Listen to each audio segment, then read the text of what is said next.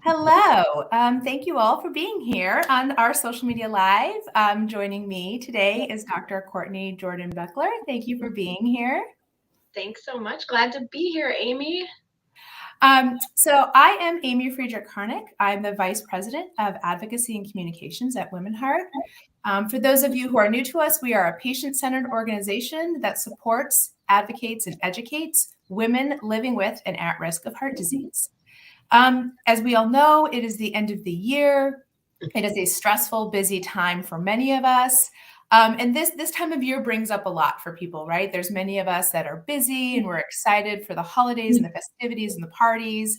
Many of us are stressed and busy and overworked and kind of overwhelmed by everything that is, often expected of us, particularly women at this time of year. It's also, can be a really kind of a downtime or a depressing time or a difficult time for folks who are, just dealing with maybe a new heart disease diagnosis or a setback in their own heart disease journey or other things at this time of year. So there's a lot going on. And you add to that the fact that it's cold outside, as you'll hear. Dr. Jordan Beckler is from Minnesota. It's very cold there. But it's outside. And it makes all of this kind of compounds to make it hard for folks to really prioritize heart healthy behaviors. And yet we know that when we are in balance, when we are eating well and exercising and managing stress, that is when we are feeling our best and able to really enjoy kind of everything that's going on around us. So we are going to chat about that today. As I said, we have Dr. Courtney Jordan Beckler here with us. She is a cardiologist at the Minneapolis Heart Institute. She's also a member of the Women Heart Board of Directors and on our Scientific Advisory Council. So she brings a lot of experience to the table today. And so we're just going to chat with her a little bit about what is some tips and advice and ways that women, those of you out there listening, can engage in heart healthy behaviors and keep yourself balanced as we finish out the year and go strong into the new year. So let's get started. And I want to start by actually talking about stress before we talk about the obvious exercise and eating well. I think stress is probably a big driver right now of people's challenges. So can you talk to us kind of a little bit about the link between stress and heart health, why those things are linked, and maybe if you have tips and advice for folks? Yeah, absolutely. So thanks so much again for having me, Amy, and thanks for talking about this important topic. In particular, stress is something we don't talk enough about.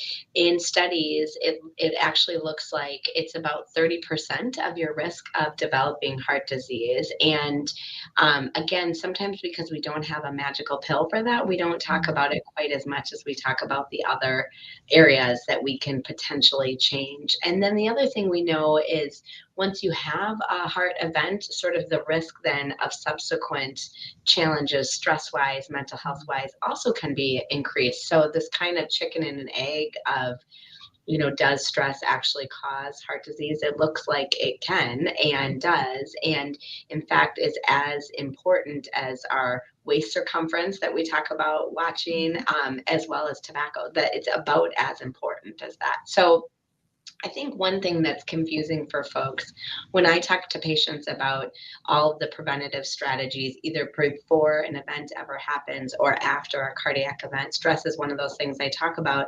And I talk about that we need to look at it in the same category that we look at exercise. You can't actually necessarily combine the two and say, well, when I exercise, it relieves my stress. And certainly exercise can do that, but we usually need something separate to bring calm.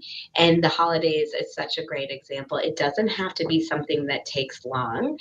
There's been data that has shown as little as 5 to 10 minutes of breathing exercises, meditation.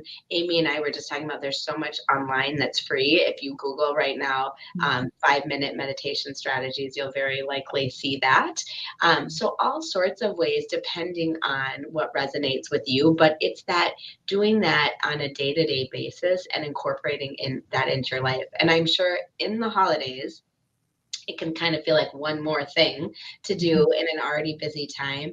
But I don't know about you, Amy, but for me, sometimes the days and particularly during the holidays that I feel best are a day where I've had time to do something like yoga first. And what I really feel like is it tends to center me to not get quite as caught up in the holiday craze afterwards. So yeah. Yeah, I absolutely agree. I think it goes along with sleep. And we've been talking a lot at Women Heart about the importance of sleep on your heart health, and I've leaned into that. I'm going to sleep in a little bit longer. It's good for my heart, and I think stress management is the same. There's no it doesn't help us to run around crazy all the time. There's always more to do on the to-do list, and Yeah. we need to take that time for ourselves to Yeah, calm ourselves, center ourselves. for Um, sure. and you mentioned exercise. I think that is also very important, and I think this is especially hard, like I said, because it's cold for many of us in parts of the country. And you might have gotten in a routine where you were walking every day, or doing things outside with friends, and now that's just either really hard or almost impossible, depending on where you Right. live. So do you have advice for people in movement and kind of how to prioritize exercise? Yeah, there was just another study that came out recently about how I think it was actually done in Europe, but just small little exercise bursts made a big difference in heart outcomes. So, what I would remind people is again, it doesn't have to be 30 minutes every day. Going to the gym, doing a high intensity interval training. It can be, which is one of the things I do, parking further in the parking lot. Normally you have to anyway this time of year. It's crazy when you're going to Target or wherever you're shopping. So, get those extra steps in that way. Maybe in between meetings, you walk your own stairs at home, or you walk a couple flights of stairs in the office. Small things that start to increase your overall movement in the day is really huge. It just so keep in mind it really can be those 5 to 10 minute intervals. And then the other thing, for those of us that live in cold environments like Minnesota, the best thing that I've ever done is to embrace the winter. And I realize there may be some limitations for people who are worried about falls. That's a different story. But for those of us that are stable on our feet, getting some warm things that you can get outside, and then it's actually peaceful. And I don't want to say I look forward to the winter, but as somebody who likes warmer exercise outdoor in the summer, it just brings something different. That sense of calm that comes with being outside is great for our mental health too, and can just be that you try something new, snowshoeing or hiking in, good boots and out in the snow. So, but small steps is what I would encourage people to do. I think that's so helpful, because it's sometimes easy to say, well, I don't have time to do 30 to 45 minutes 5 times a week, so I'm not going to do anything. But Right. knowing you can do a little bit, and that research shows that does make a difference, is, I Yeah. think, empowering. Yeah. Yeah, absolutely. And then I want to talk about food, because obviously diet, all the temptations that come this time of year. Yeah. Maybe first just to ask about, for those who are living with heart Yeah. disease, especially heart failure, they maybe just had a heart attack in recent months, and they really have to spend a lot of energy focusing on their diet and keeping low sodium and low fat and things. What do you say to your patients? I would guess in this case to women Yeah. who have to do that, and how to get through this time. Yeah, I've been having all sorts of conversations about this today with patients.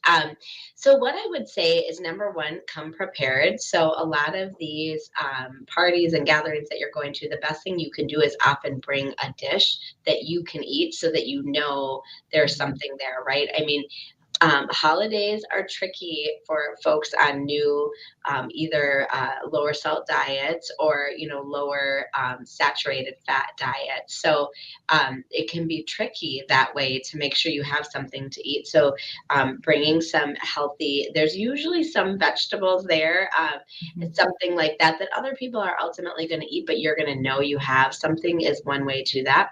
The other thing that I would emphasize is that you don't want to feel like you're depriving yourself, right? Like, this is, you want to feel a high quality of life living with ongoing heart disease. And so I also think it's important that you still can have small amounts of these things. And that, again, once again, the research shows that the most satisfaction we get from food is in the first 3 bites. And I was having this exact same story with a patient this morning, that I have to be in that right calm space that usually is from a morning yoga to remind me that I actually don't need 10 holiday cookies.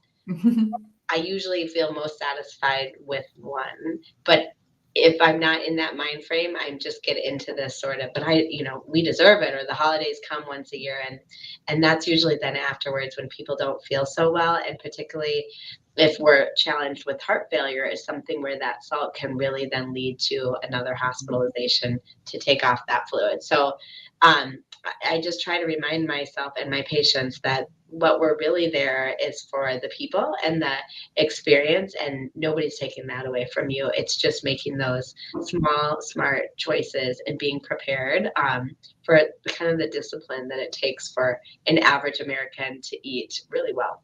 Mhm. And would you have, for maybe for other folks who don't have heart disease, but they're thinking about prevention, they're managing hypertension or cholesterol or those conditions, is it the same advice or do you have other things that you say to those folks? That's a good question. It's pretty similar, but I always try to emphasize, fill your plate up with half vegetables. Again, because usually they're there. And I think it's exciting slowly in our culture that there is interest and awareness about how good plant-based foods feel, both for our body, but also for our mind. So I was just at a evening holiday party on Monday, and the vegetables are there, and so it's great to have the roasted vegetables, a salad, and then a smaller portion of whatever it is that um, ideally you're having less of, but not depriving yourself of. So for me, that was cheese, and it was on there, but it was at smaller amounts. And I also, my other advice for people would be, if you do have a day and it doesn't go well, just remember that tomorrow's a new day, and just to get up and start in. I think that's the other thing that we can tell ourselves, this mantra of like, well, forget it. That day I let loose a little bit more. So I'm going to have a week of just, kind of eating crappy. And that then I think is really undoing the work that many people have put into the discipline of eating well. Mhm, mhm. And yeah, I'm just thinking about entertaining too, and it's fun. There's vegetables are so pretty. They're so colorful. You could do, forget the butter board or whatever the latest trend is. Right. Do like really nice vegetable boards and things because there's, Yeah, it's good. It looks good. absolutely. It's Yep, mhm, and nuts. I think non-salted mhm. nuts. There's so many great things, and a lot of things with hummus, and just great ways to have fun with veggies. That's great. Well, before we wrap up, do you have any other kind of parting tips or advice that you want to leave for the folks who are listening? Yeah, I think just again, stepping back where we can to just remember what this really is all about is being with friends and family, however you define them. And I think it's so easy to get caught up in all of the craziness of the holiday time, and that does have an impact on our heart health. So feel as women, it's hard for us to be selfish, but take time for yourself during this time, because it's not selfish, it's actually putting your oxygen mask on first so that you Mhm. can be the amazing person that you are for everyone in their life. So Great. Well, thank you so much. For those who want more content like this, please visit womenheart.org. We have a blog section with heart healthy recipes and other examples of women that work with Women Heart that can talk about their journey of being heart healthy. So I encourage you to go there. We talked about exercise. We have actually a whole cardiac yoga series of free videos that you can watch on our Women Heart TV on YouTube. It's all inside. It's chair-based yoga designed specifically for women with heart disease, and it's free to access there. So lots more materials on this. Follow us, continue to follow us on all of these social media channels. And again, thank you, Courtney, so much for being here. And we hope everyone goes into the new year being as heart healthy as you can be. awesome. Thanks for having me. Have a great day, everybody. Thanks. Bye.